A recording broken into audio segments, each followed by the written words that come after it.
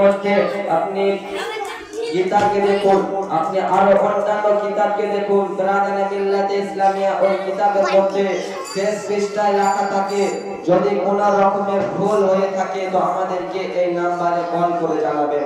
ব্রাদারে মিল্লাতে ইসলামিয়া আমাদের ইসলাম ধর্মের এমন একটি কিতাব যে কিতাবের মধ্যে আল্লাহ পাক রব্বুল আলামিন সর্বপ্রথম কোরআন শরীফের প্রথম পৃষ্ঠায় স্ট্যাম্প মেরে দিয়েছে, যালিকাল কিতাবুল লা রাইবা ফি। এই কিতাবের মধ্যে কোনো ভুল নেই, এই কিতাবের মধ্যে কোনো সন্দেহ নেই। এই কিতাবকে যে সন্দেহ ভুল মনে করবে সে সঙ্গে সঙ্গে কাফিরে পরিণত হবে। জোরে বলুন সুবহানাল্লাহ। ব্রাদারে মিল্লাতে ইসলামে আপনি দেখুন এমন একটি কিতাব, আপনি ওই কোরআন মাজিদকে জিজ্ঞাসা করুন, হে কোরআন তোমার পরিচয় কি? সে সঙ্গে সঙ্গে পরিচয় দিয়ে দিবে। আপনি কোরআনকে জিজ্ঞাসা করে দেখুন, হে কোরআন তুমি এতদিন কোথায় ছিলে? কোরআন উত্তর দিয়ে দিবে। আপনি কোরআনকে জিজ্ঞাসা করে দেখুন, হে কোরআন তুমি কিসের জন্য এসেছো? কোরআন উত্তর দিয়ে দিবে। আপনি কোরআনকে জিজ্ঞাসা করে দেখুন, হে কোরআন তুমি কার উপর এসেছো? কোরআন উত্তর দিয়ে দিবে। ব্রাদারে মিল্লাতে ইসলামিয়া আপনি অন্য ধর্মের মধ্যে দেখুন, অন্য কিতাবকে দেখুন, তাদেরকে যদি জিজ্ঞাসা করা হয় এই কিতাব তুমি কিসের জন্য এসেছো সে বলতে পারবে না। ব্রাদারে মিল্লাতে ইসলামিয়া আপনি কোরআনকে একবার জিজ্ঞাসা করুন, হে কোরআন তুমি এতদিন কোথায় ছিলে? কোরআন বলবে ফি লাউহিল মাহফুজ, আমি লাউহিল মাহফুজে ছিলাম। আপনি কোরআনকে তুমি কিসের জন্য এসেছো? কোরআন বলবে হুদাল লিন্নাস, আমি মানুষের হেদায়েতের জন্য এসেছি। আপনি কোরআনকে আবার জিজ্ঞাসা করুন, হে কোরআন তুমি এতদিন কোথায় ছিলে? কোরআন বলবে আমি এতদিন ফি লাউহিল মাহফুজ, আমি লাউহিল মাহফুজের মধ্যে ছিলাম। আপনি আবার কোরআন হে কোরআন তুমি কবে এসেছো? কোরআন বলে লাইলাতুল কদর, আমি লাইলাতুল কদরের রাতে এসেছি। আপনি কোরআনকে জিজ্ঞাসা করে দেখুন, হে কোরআন তুমি কিসের জন্য এসেছো? কোরআন উত্তর দিয়ে দেবে আমি মানুষদের হেদায়েতের জন্য এসেছি। ব্রাদার ইসলাম সেই কিতাব থেকে আমি এক টুকরা আয়াতে কারিমা পাঠ করেছি, কুল্লু নাফসিন যায়িকাতুল মাউত। প্রত্যেকটি নাফকে, প্রত্যেকটি জানকে, প্রত্যেকটি কালকে মওতের মজা চাখতে হবে। মানুষের একটা সময় নির্ধারিত করা থাকে। কেউ হয়তো দুনিয়ার মধ্যে আসে, যখন দুনিয়াতে নাই, যখন পুরো মানুষকে, পুরো ফ্যামিলিকে, পুরো ঘরে মিল্লাতে ইসলামিয়া মওত এমন একটা জিনিস, মওত এমন একটা নাম যে সঙ্গে সঙ্গে নাম চেঞ্জ করে দেয়। এবং যখন বাচ্চা জন্ম হয়ে যায় ব্রাদার, ওই বাচ্চা জন্ম হয়ে যাওয়ার পরে গ্রামের সমস্ত লোক, বাড়ির সমস্ত মালিক, ফ্যামিলির সব বাড়ির লোক সবাই মিলে যেন তাদের মুখে হাসি ফোটে। যখন আপনার ইন্তেকাল হয়ে যাবে, যখন আপনি দুনিয়া থেকে চলে যাবেন, আপনি দুনিয়া থেকে চলে যাওয়ার পর আপনি বুঝতে পারবেন না আপনার পাশে কে কে আছে। ব্রাদার মিল্লাতে ইসলামী আপনি দেখবেন যখন আপনার ইন্তেকাল হয়ে যাবে, ইন্তেকাল হয়ে যাওয়ার পর যখন আপনার আত্মীয় স্বজন কান্না করবে, তো যখন জন্ম নিয়েছিলেন তখন আপনি গ্রাম পাশের আপনার বাড়ির সমস্ত মানুষকে হাসি মুখ করে এনেছিলেন, আর আপনি যখন ইন্তেকাল করে গেলেন সবাইকে কাঁদিয়ে গেলেন। এর নাম হচ্ছে মওত ব্রাদার।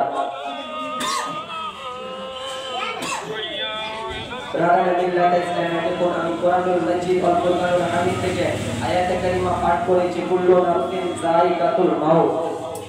প্রত্যেকটি নাফসকে, প্রত্যেকটি জানকে মওতের মজা চাখতে হবে। যদি কেউ বলে না এটা ভুল কথা। ব্রাদার মিল্লাতে ইসলামে আপনি দেখবেন ছোট ছোট জীবজন্তু, ছোট ছোট পশু, ছোট ছোট জানোয়ার যার মধ্যে জান আছে তাদেরকে মওতের মজা চাখতে হবে, অর্থাৎ তাদেরকে ইন্তেকাল করতে হবে। ব্রাদার মিল্লাতে ইসলামে তো আমরা দুনিয়ার মধ্যে এসেছি, আমরা দুনিয়ার মধ্যে এসেছি, আমাদেরকে নামাজ পড়তে হবে, আমাদেরকে রোজা রাখতে হবে, আমাদেরকে যাকাত দিতে হবে। ব্রাদার মিল্লাতে ইসলামিয়া যদি আমরা রোজা না রাখি, নামাজ না পড়ি, যাকাত না দিই তো আমাদের কোনো জায়গায় কোনো লাভ হবে না। আপনার ইন্তেকাল হয়ে যাওয়ার পর যখন আপনাকে কবরের মধ্যে রেখে আসা হবে, কবরে আপনাকে যখন তিনটে প্রশ্ন করা হবে, ওই প্রশ্নের উত্তর যদি আপনি দিতে পারেন তো আপনি পাস হয়ে যাবেন ব্রাদার। আর যদি আপনি প্রশ্নের উত্তর না দিতে পারেন তো কিছু করার নাই। ব্রাদার মিল্লাতে ইসলামিয়া দেখবেন কবরের মধ্যে তিনটে প্রশ্ন করা হয়, মান রব্বুকা, মানে তোমার রব কে, মা দিনুকা, তোমার দিন কি, মা কুনতা তাকুলু ফি হাক্কি হাজার রাজুল, তুমি এই ব্যক্তির সম্পর্কে কি জানো, কোন ব্যক্তি। এটা একটা প্রশ্ন যে কোন ব্যক্তি সম্পর্কে?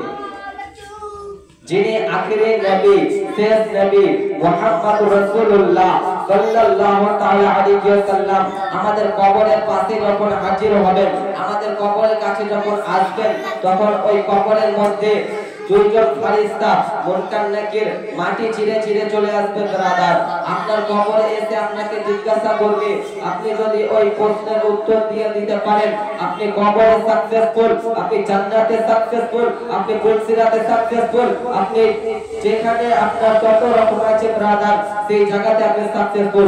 আর যদি উত্তর না দিতে পারেন, আপনি আনসাকসেসফুল হয়ে থাকবেন। ব্রাদার মিল্লাতে ইসলামিয়া, যেমন আমি কোরআনুল মাজিদ থেকে যে আয়াতে কারিমা পাঠ করেছি, কুল্লু নাফসিন যায়কাতুল মাউত, এর মানেও আমি বলে দিলাম।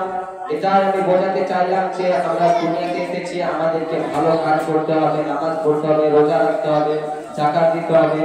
তো ব্রাদার, আমরা এখন এমন হয়ে গেছি যে নামাজ রোজা তো দূরের কথা, মসজিদে যখন মুয়াজ্জিন সাহেব যখন আযান দেয়, তখন দেখছি কত জওয়ান জওয়ান ছেলে যাদের উপর নামাজ ফরজ, যাদের উপর নামাজ ফরজ করা হয়েছে, সেই ছেলেগুলো যেন মসজিদের সাইডে আড্ডা মেরে বেড়ায়।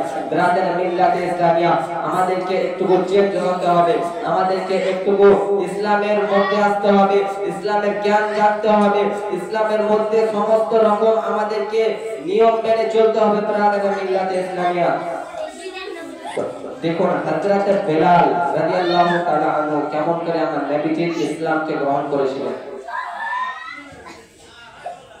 আমার নবী দয়ার নবী মুস্তাফা সাল্লাল্লাহু তাআলা আলাইহি ওয়াসাল্লাম একদিন বেলালের কাছে, যখন বেলাল একটি ঘরের মধ্যে বসে আছে, বেলাল মনে মনে ভাবতে লাগলো, আমি তো উমাইয়ার বাড়িতে কাজ করি, ওই উমাইয়া সে মুসলমান নয়, সে উমাইয়া ভালো মানুষ নয়, সে উমাইয়া কোনো ঈমান নাই।